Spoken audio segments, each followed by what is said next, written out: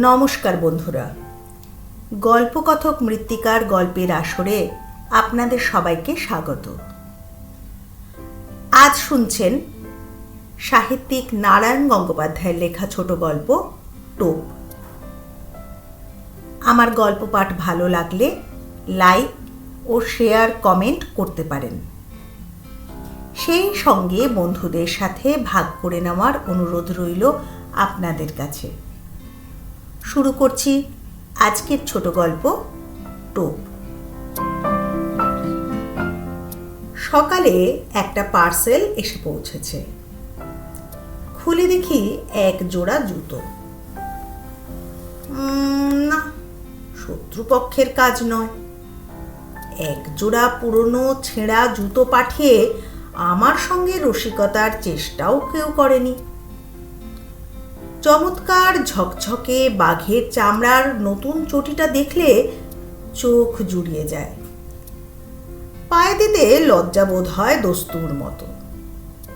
ইচ্ছে করে বিছানায় শুইয়ে রাখি। কিন্তু জুতো জোড়া পাঠালো কে? কোথাও অর্ডার দিয়েছিলাম বলে তো মনে পড়ছে না। আর বন্ধুদের সব কটাকেই তো চিনি।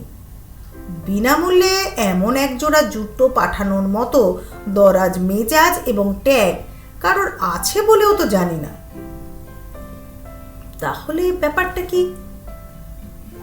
খুব আশ্চর্য হব কিনা ভাবছি, এমন সময় একখানা সবুজ রঙের কার্ড চোখে পড়ল। উইথ বেস্ট কমপ্লিমেন্টস অব রাজা বাহাদুর NR চৌধুরী, রামগঙ্গা এস্টেট। আর মনে পড়ল 8 মাস আগেকার এক আরণ্যক ইতিহাস, এক বিচিত্র শিকার কাহিনী। রাজা বাহাদুরের সঙ্গে আলাপের ইতিহাসটা ঘোলাটে, সূত্রগুলো এলোমেলো। যতদূর মনে হয় আমার এক সহপাঠী তার এস্টেটে চাকরি করত। তারই যোগাযোগে রাজা বাহাদুরের এক জন্মবাসরে আমি একটা কাব্য সম্বর্ধনা জ্ঞাপন করেছিলাম। ঈশ্বরগুপ্তের অনুপ্রাস চুরি করে যে প্রশস্তি রচনা করেছিলাম তার দুটো লাইন এই রকম: ত্রিভুবন প্রভাকর ওহে প্রভাকর, গুণবান মহিয়ান হে রাজেন্দ্রবর, ভূতলে অতুল কীর্তি রামচন্দ্র সম, অরাতি দমন ওহে তুমি নিরুপম। কাব্যচর্চার ফল লাভ হলো একেবারে নগদ নগদ। পড়েছি আকবরের সভাসদ আব্দুর রহিম খান খানান হিন্দি কবি গঙ্গের 4 লাইন কবিতা শুনে 4 লক্ষ টাকা পুরস্কার দিয়েছিলেন। দেখলাম সে নবাবী মেজাজের ঐতিহ্যটা গুণবান মহিয়ান অরাতি দমন মহারাজ এখনো বজায় রেখেছেন। আমার মতো দিনাতি দিনের ওপরেও রাজদৃষ্টি পড়ল। তিনি আমাকে ডেকে পাঠালেন, প্রায়ই চা খাওয়াতে লাগলেন। তারপর সামান্য একটা উপলক্ষ করে দামি একটা সোনার হাতঘড়ি উপহার দিয়ে বসলেন এক সময়। সেই থেকে রাজা বাহাদুর সম্পর্কে অত্যন্ত কৃতজ্ঞ হয়ে আছি আমি। নিছক কবিতা মেলাবার জন্য বিশেষণগুলো ব্যবহার করেছিলাম। এখন সেগুলোকে মন প্রাণ দিয়ে বিশ্বাস করতে শুরু করেছি। রাজা বাহাদুরকে আমি শ্রদ্ধা করি, আর গুণগ্রাহী লোককে শ্রদ্ধা করাই তো স্বাভাবিক। বন্ধুরা বলে মোসাহেব, কিন্তু আমি জানি ওটা নিছক গায়ের জ্বালা। আমার সৌভাগ্যে ওদের ঈর্ষা। তা আমি পরোয়া করি না। নৌকো বাঁধতে হলে বড় গাছ দেখে বাঁধাই ভালো, অন্তত ছোটখাটো ঝড়ঝাপটার আঘাতে সম্পূর্ণ নিরাপদ। তাই মাস 8 আগে রাজা বাহাদুর যখন শিকারে তার সহযাত্রী হওয়ার জন্য আমাকে নিমন্ত্রণ জানালেন, তখন তা আমি ঠেলতে পারলাম না। কলকাতার সমস্ত কাজকর্ম ফেলে ঊর্ধ্বশ্বাসে বেরিয়ে পড়া গেল। তাছাড়া গোড়া সৈন্যদের মাঝে মাঝে রাইফেল উঁচিয়ে শকুন মারতে দেখা ছাড়া শিকার সম্বন্ধে কোনো স্পষ্ট ধারণাই নেই আমার। সেদিক থেকেও মনের ভেতরে গভীর এবং নিবিড় একটা প্রলোভন ছিল। জঙ্গলের ভেতরে ছোট্ট একটা রেল লাইন, আরও ছোট্ট একটা স্টেশনে গাড়ি থামল। নামবার সঙ্গে সঙ্গে সোনালি তকমা আটা ঝকঝকে পোশাক পরা আর্দালি এসে সেলাম দিল আমাকে। বললে, হুজুর চলুন। স্টেশনের বাইরে মেটে রাস্তায় দেখি মস্ত একখানা গাড়ি, যার পুরো নাম রোলস রয়েস, সংক্ষেপে যাকে বলে রোজ। তা রোজই বটে। মাটিতে চলল না রাজহাঁসের মতো হাওয়ায় ভেসে গেল সেটা ঠিক ঠাউর করে উঠতে পারলাম না। চামড়ার খটখটে গদি নয়, লাল মখমলের কুশন হেলান দিতে সংকোচ হয়, পাচ্ছে মাথার সস্তা নারকেল তেলের দাগ ধরে যায়। আর বসবার সঙ্গে সঙ্গেই মনে হয় সমস্ত পৃথিবীটা নিচের মাটির ঢেলার মতো গুড়িয়ে যাক, আমি এখানে সুখে এবং নিশ্চিন্তে ঘুমিয়ে পড়তে পারি। হাঁসের মতো ভেসে চলল রোজ, মেটে রাস্তায় চলছে অথচ এতটুকু ঝাঁকুনি নেই। ইচ্ছে হলো একবার ঘাড় বার করে দেখি গাড়িটা ঠিক মাটি দিয়ে চলছে না দু হাত ওপর দিয়ে উড়ে চলেছে ওর চাকাগুলো। পথের দুপাশে তখন নতুন একটা জগতের ছবি। সবুজ শালবনের আড়ালে আড়ালে চা বাগানের বিস্তার, চকচকে উজ্জ্বল পাতার শান্ত শ্যামল সমুদ্র, দূরে আকাশের গায়ে কালো পাহাড়ের রেখা। ক্রমশ চা বাগান শেষ হয়ে এলো। পথের দুপাশে ঘন হয়ে দেখা দিতে লাগলো অবিচ্ছিন্ন শালবন। একজন আর্দালি এসে জানালো, হুজুর ফরেস্ট এসে পড়েছে। ফরেস্টই বটে। পথের ওপর থেকে সূর্যের আলো সরে গেছে, এখন শুধু শান্ত আর বিষণ্ণ ছায়া। রাত্রির শিশির এখনো ভিজিয়ে রেখেছে পথটাকে। রোজের নিঃশব্দ চাকার নিচে মরমর করে সাড়া তুলছে শুকনো শালের পাতা।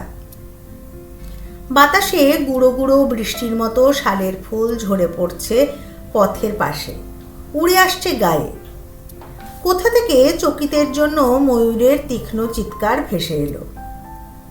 দুপাশে নিবিড় শালের বন, কোথাও কোথাও ভেতর দিয়ে খানিকটা দৃষ্টি চলে, কখনো কখনো বুনো ঝোপে আচ্ছন্ন।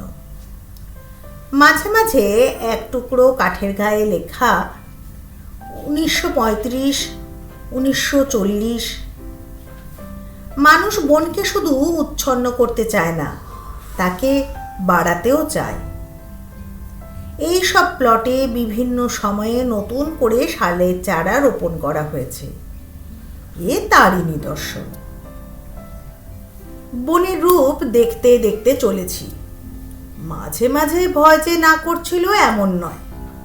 এই ঘন জঙ্গলের মধ্যে হঠাৎ যদি গাড়ির ইঞ্জিন খারাপ হয়ে যায় আর তাক বুঝে যদি লাফ মারে একটা বুনো জানোয়ার, তাহলে তাহলে পকেটের ফাউন্টেন পেনটা ছাড়া আত্মরক্ষার আর কোনো অস্ত্রই সঙ্গে নেই। শেষটায় আর থাকতে না পেরে জিজ্ঞাসা করে বসলেন, হ্যাঁ রে, এখানে বাঘ আছে? ওরা অনুকম্পার হাসি হাসল। হ্যাঁ হুজুর। ভালুক? রাজা রাজরার সহবত, কাজেই যতটুকু জিজ্ঞাসা করব ঠিক ততটুকুই উত্তর। ওরা বলল, হ্যাঁ হুজুর। অজগর সাপ? জি মালিক। প্রশ্ন করার উৎসাহ ওই পর্যন্তই এসে থেমে গেল আমার। যেরকম দ্রুত উত্তর দিয়ে যাচ্ছে তাতে কোনো প্রশ্নই যে না বলে আমাকে আশ্বস্ত করবে এমন তো মনে হচ্ছে না। যতদূর মনে হচ্ছিল গরিলা, হিপোপটেমাস, ভ্যাম্পায়ার কোনো কিছুই বাকি নেই। এখানে জুলু কিংবা ফিলিপিনেরাও বিষাক্ত বুমেরাং বাগি আছে কিনা এবং মানুষ পেলে তারা বেগুন পোড়া করে খেতে ভালোবাসে কিনা এ জাতীয় একটা কুটিল জিজ্ঞাসাও আমার মনে জেগে উঠেছে ততক্ষণে। কিন্তু নিজেকে সামলে নিলাম। খানিকটা আসতেই গাড়িটা ঘস ঘস করে ব্রেক কষল একটা। আমি প্রায় আর্তনাদ করে উঠলাম, এই কি রে, বাঘ নাকি? আবদালিরা মুচকে হাসলো, না হুজুর, এসে পড়েছি।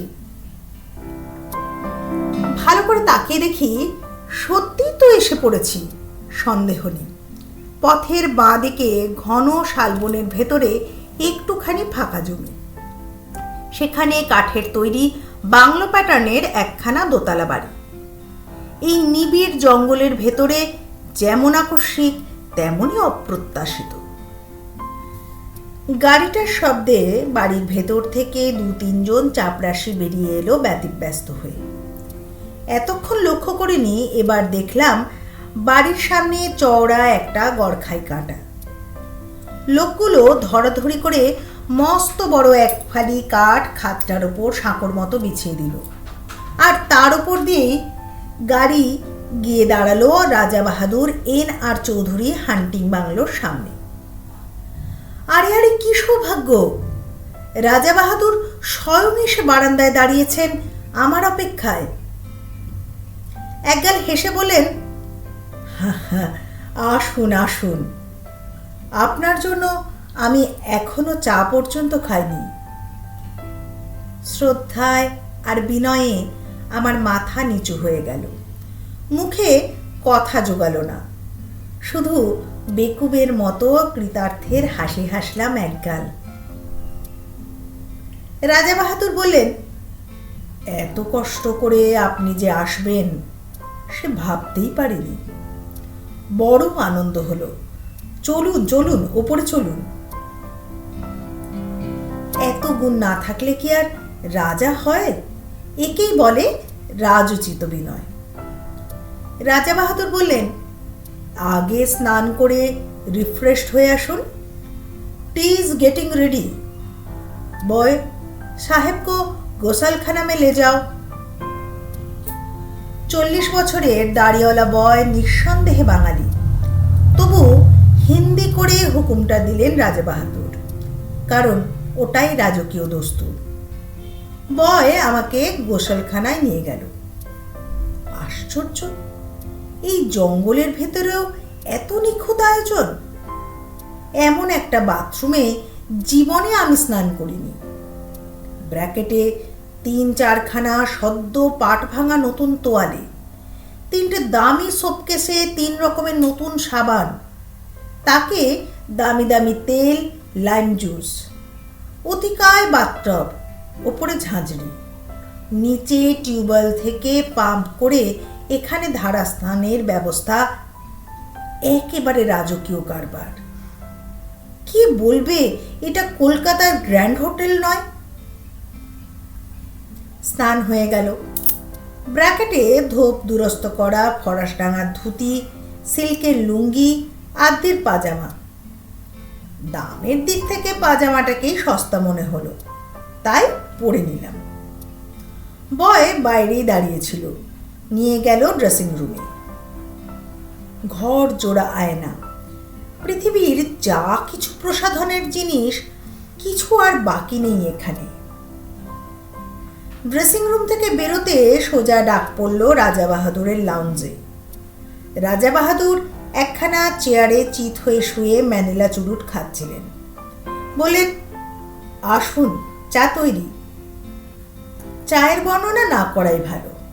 চা, কফি, কোকো, ওভালটিন, রুটি, মাখন, পনির, চর্বিতে জমাট ঠান্ডা মাংস, কলা থেকে আরম্ভ করে পিচ পর্যন্ত প্রায় 10 রকমের ফল। সেই গন্ধমাদন থেকে যা পারি গোগ্রাসে গিলে চললাম আমি। রাজা বাহাদুর কখনো 1 টুকরো রুটি খেলেন, কখনো একটু ফল, অর্থাৎ কিছুই খেলেন না, শুধু পরপর কাপ 3 চা ছাড়া। তারপর একটা চুরুট ধরিয়ে বললেন, একবার জানলা দিয়ে চেয়ে দেখুন। দেখলাম প্রকৃতির এমন অপূর্ব রূপ জীবনে আর দেখিনি। ঠিক জানলার নিচেই মাটিটা খাড়া 300 ফুট নেমে গেছে। বাড়িটা যেন ঝুলে আছে সেই রাক্ষসী শূন্যতার উপরে। তলায় দেখা যাচ্ছে ঘন জঙ্গল, তার মাঝ দিয়েই পাহাড়ি নদীর একটা সংকীর্ণ নীলোজ্জ্বল রেখা যত দূর দেখা যায় বিস্তীর্ণ অরণ্য চলছে প্রসারিত হয়ে। তার সীমান্তে নীল পাহাড়ের প্রহরা। আমার মুখ থেকে বেরোলো, চমৎকার। রাজা বাহাদুর বললেন, রাইট, আপনারা কবি মানুষ, আপনাদের তো ভালো লাগবেই। আমারই মাঝে মাঝে কবিতা লিখতে ইচ্ছা করে মশাই, কিন্তু নিচের ওই যে জঙ্গলটি দেখতে পাচ্ছেন, ওটি বড় সুবিধের জায়গা নয়। টেরাইয়ের ওয়ান অফ দি ফিয়ার্সেস্ট ফরেস্ট, একেবারে প্রাগৈতিহাসিক হিংস্রতার রাজত্ব। আমি সভয়ে জঙ্গলটার দিকে তাকালাম। ওয়ান অফ দি ফিয়ার্সেস্ট, কিন্তু ভয় পাওয়ার মতো তো কিছু দেখতে পাচ্ছি না। 400 ফুট নিচে ওই অতিকায় জঙ্গলটাকে একটা নিরবচ্ছিন্ন বেটে গাছের ঝোপ বলে মনে হচ্ছে। নদীর রেখাটাকে দেখাচ্ছে উজ্জ্বল একখানা পাতার মতো। আশ্চর্য সবুজ, আশ্চর্য সুন্দর। অফুরন্ত রোদে ঝলমল করছে অফুরন্ত প্রকৃতি। পাহাড়টা যেন গাঢ় নীল রং দিয়ে আঁকা। মনে হয় উপর থেকে ঝাঁপ দিয়ে পড়লে ওই স্তব্ধ গম্ভীর অরণ্য যেন আদর করে বুকে টেনে নেবে রাশি রাশি পাতার একটা নরম বিছানার উপরে। অথচ আমি বললাম, ওইখানেই শিকার করবেন নাকি? খেপেছেন? নামবো কি করে? দেখছেন তো পেছনে 400 ফুট খাড়া পাহাড়। আজ পর্যন্ত ওখানে কোনো শিকারের বন্দুক দিয়ে পৌঁছয়নি। তবে হ্যাঁ, শিকার ঠিক করি না বটে, আমি মাঝে মাঝে মাছ ধরি ওখান থেকে। মাছ ধরেন? আমি হাঁ করলাম। মাছ ধরেন কিরকম? ওই নদী থেকে নাকি? সেটা ক্রমশ প্রকাশ্য, দরকার হলে পরে দেখতে পাবেন। রাজা বাহাদুর রহস্যময় ভাবে মুখ টিপে হাসলেন। আপাতত শিকারের আয়োজন করা যাক, কিছু না জুটলে মাছের চেষ্টাই করা যাবে।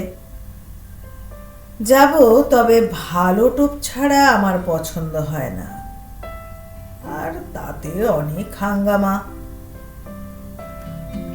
কিছু বুঝতে পারছি না। রাজা বাহাদুর জবাব দিলেন না, শুধু হাসলেন। তারপর ম্যানিলা চুরুটের খানিকটা সুগন্ধি ধোঁয়া ছড়িয়ে বললেন, আপনি রাইফেল ছুড়তে জানেন? বুঝলাম কথাটা চাপা দিতে চাইছেন। সঙ্গে সঙ্গে জিহ্বাকে দমন করে ফেললাম। এরপর আর কিছু জিজ্ঞাসা করাটা সঙ্গত হবে না, শোভনও নয়, সেটা কোর্ট ম্যানারের বিরোধী। রাজা বাহাদুর আবার বললেন, রাইফেল ছুড়তে পারেন? বললাম, ছেলেবেলায় এয়ার গান ছুঁড়েছি। রাজা বাহাদুর হেসে উঠলেন, তা বটে, আপনি কবি মানুষ, ওসব অস্ত্র শস্ত্রের ব্যাপারে আপনাদের মানায় না। আমি অবশ্য 12 বছর বয়সেই রাইফেল হাতে তুলে নিয়েছিলাম। তা আপনি চেষ্টা করে দেখুন না, শক্ত কিন্তু কিছু নয়। উঠে দাঁড়ালেন রাজা বাহাদুর, ঘরের একদিকে এগিয়ে গেলেন। তাকে অনুসরণ করে আমি দেখলাম এ শুধু লাউঞ্জ নয়, রীতিমতো একটা ন্যাচারাল মিউজিয়াম এবং অস্ত্রাগার। খাবার টেবিলে নিমগ্ন ছিলাম বলে এতক্ষণ দেখতে পাইনি, নইলে এর আগেই চোখে পড়া উচিত ছিল। চারিদিকে সারি সারি নানা আকারের আগ্নেয়াস্ত্র, গোটা চারেক রাইফেল, ছোট বড় নানা রকম চেহারা। একটা একটা হুঁকের সঙ্গে খাপে আটা একজোড়া রিভলভার ঝুলছে, তার পাশেই ঝুলছে খোলা একখানা লম্বা শেফিল্ডের তলোয়ার। সূর্যের আলোর মতো তার ফলার নিষ্কলঙ্ক রং। মোটা চামড়ার বেল্টে ঝকঝকে পিতলের কার্তুজ রাইফেলের, রিভলভারের। জরিদার খাপে খান তিনেক নেপালি ভোজালি, আর দেয়ালের গায়ে হরিণের মাথা, ভালুকের মুখ, নানা রকমের চামড়া, বাঘের, সাপের, হরিণের, গোসাপের। একটা টেবিলে অতিকায় হাতির মাথা, দুটো বড় বড় দাঁত এগিয়ে আছে সামনের দিকে। বুঝলাম এরা রাজা বাহাদুরের বীর কীর্তির নিদর্শন। ছোট একটা রাইফেল তুলে নিলেন রাজা বাহাদুর। বললেন, এটা লাইট জিনিস, তবে ভালো রিপিটার, অনায়াসে বড় বড় জানোয়ার ঘায়েল করতে পারে। আমার কাছে অবশ্য সবই সমান, লাইট রিপিটার যা, হাউইটজার কামানো তাই। তবু সৌজন্য রক্ষার জন্য বলতে হলো, বাহ, তবে তো চমৎকার জিনিস। রাজা বাহাদুর রাইফেলটা বাড়িয়ে দিলেন আমার দিকে। তাহলে চেষ্টা করুন, লোড করাই আছে, ছুড়ুন ওই জানলা দিয়ে। আমি সভয় 3 পা পিছিয়ে গেলাম। জীবনে বেকুবি অনেক করেছি, কিন্তু তার পরিমাণটা আর বাড়াতে প্রস্তুত নই। যুদ্ধ ফেরত এক বন্ধুর মুখে তার রাইফেল ছোড়ার প্রথম অভিজ্ঞতা শুনেছিলাম। পড়ে গিয়ে পা ভেঙে নাকি তাকে 1 মাস বিছানায় শুয়ে থাকতে হয়েছিল। নিজেকে যতদূর জানি, আমার ফাড়া শুধু পা ভাঙার ওপর দিয়ে কাটবে বলে মনে হয় না। বললাম, ওটা এখন থাক, পরে না হয় হবে। রাজা বাহাদুর মৃদু কৌতুকের হাসি হাসলেন। বললেন, এখন ভয় পাচ্ছেন, কিন্তু একবার ধরতে শিখলে আর ছাড়তে চাইবেন না। হাতে থাকলে বুঝবেন কত বড় শক্তিমান আপনি। You can easily face all the rascals of. হঠাৎ তার চোখ ঝকঝক করে উঠল। মৃদু হাসিটা মিলিয়ে গিয়ে শক্ত হয়ে উঠল মুখের পেশিগুলো। And arrival. মুহূর্তে বুকের রক্ত হিম হয়ে গেল আমার। রাজা বাহাদুরের 2 চোখে বন্য হিংসা।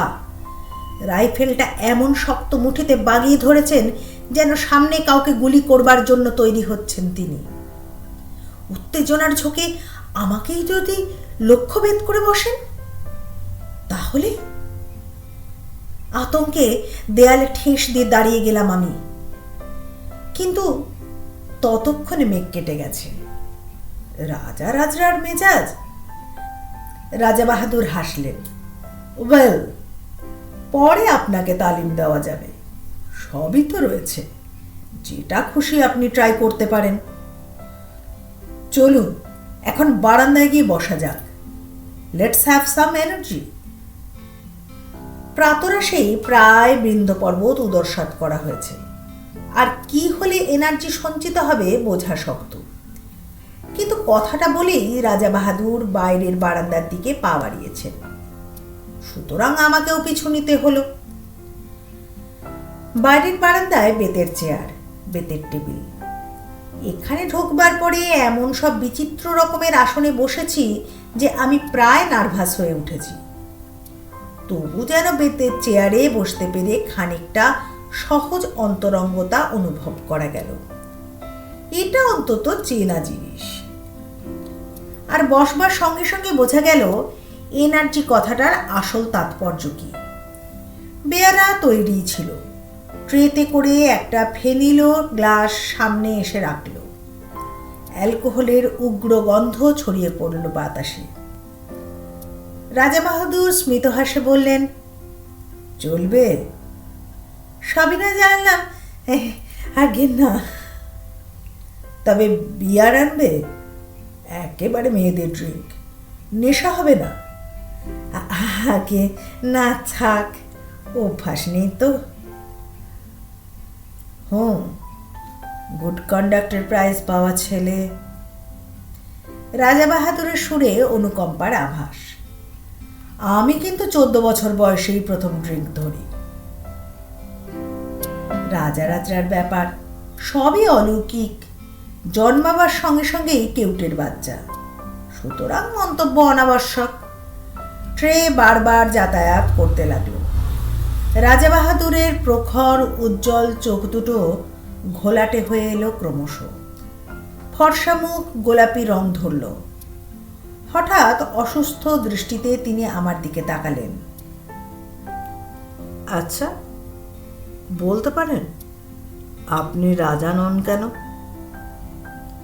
এরকম একটা প্রশ্ন করলে বোকার মতো দাঁত বার করে থাকা ছাড়া গত্যন্তর নেই। আমিও তাই করলাম।